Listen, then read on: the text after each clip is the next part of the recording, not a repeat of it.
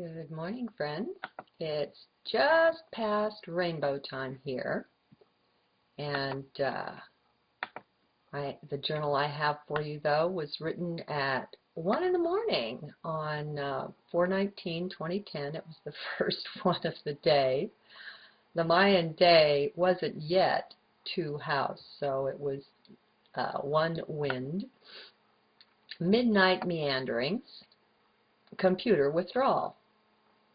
Ah, the bliss of night without computer connected to the net, without modem even on. There is a clarity present that was at first subtle to me, but is more apparent now.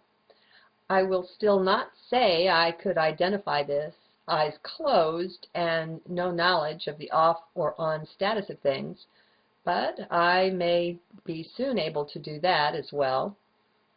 A new sort of mind is coming online, or coming back online for me, that amazes me. First, just by its very existence, for I have spent a good deal of wind in opposing mind in my supportive heart. That mind, or whatever it is, should be making an entrance now. Does surprise. I don't know quite how to go about this new integration either, being so used to being wholly heart-centered. I don't even really know what it is that's appearing anyway, so perhaps it doesn't matter. I have thus far found heart quite up to the test of making right decisions and leading the way. I trust heart still, implicitly. That has not changed. What is new is being added to that. There is more participation of some sort of understanding beginning to come online. If I would state this in terms borrowed from the Anastasia Ringing Cedars books, I would say my mind's speed of thought is increasing, and that's apparent. What will that mean to everyone else, those who haven't read it? I don't know, nor do I know how to well state it, so I'll just leave it at that for now.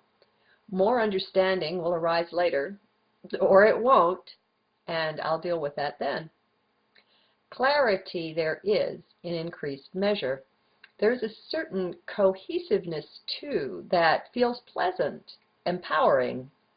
It's challenging to state the differences when we've all been accustomed to the presence of the scattering rays, to technology's effect on our awareness. What I am describing here is the absence of that. Yeah, just try describing the absence of something. It's tricky. Anyway, enough of this. I doubt there will be many who, with me, will be willing to make this experiment and wean off the teat of technology's nursemaid, giving up constant use of all their gizmos and gadgets. Heck, even finding people willing to turn off the TV is a bit dicey. Oh, they exist, I know, powerfully. There are even whole communities of them. I know of one in Portland that is long-lasting in its stance, but I'm sure there are many more springing up. I know I'm not the only one out there who is singing this song. So, moving on. What have I to say? Why am I up just after 1 a.m. saying it? Perhaps I can't sleep without the comfort of the recordings, the lectures lulling me, talking me into sleep. I don't know. I just know that I'm wide awake. If it was even a little bit later, I'd go make coffee and start my day. What are clocks anyway? Phony nonsense. Still, the darkness outside my windows is no phony nonsense. Were it not for this tool of civilization, the electric light bulb, I would not be able to do this now. No, I'm not against civilization. I am for balancing it out with a hefty dose of what is more natural, however. That we have quite lost midst the din and the clamor of all our supposedly civilized ways. Destroying the peace and prosperity of the earth we are, with our ways. I don't call that very civilized. I'd say it was pretty uncivilized. And I just lost my place. There we go. The cricket sings me his tune. Though it is rather cold out, I have the windows open. I've been that way for years now, being unwilling to surrender both the feel and the smell of the fresh air, plus the wonder of the sounds of the forest, for merely temperate, stale air. What a rotten exchange! No. Instead, I have one of those old-timey looking oil heaters in my room, and I keep it on low right near the windows when it's cold.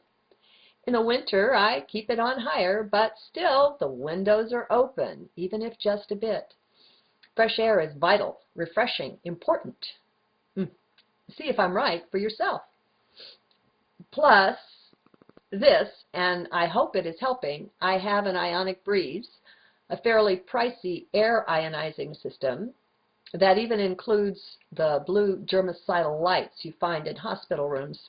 Anything for the invalid, or rather, to keep her from being one, ho ho and hee hee. Invalid I am not. That was a joke, okay?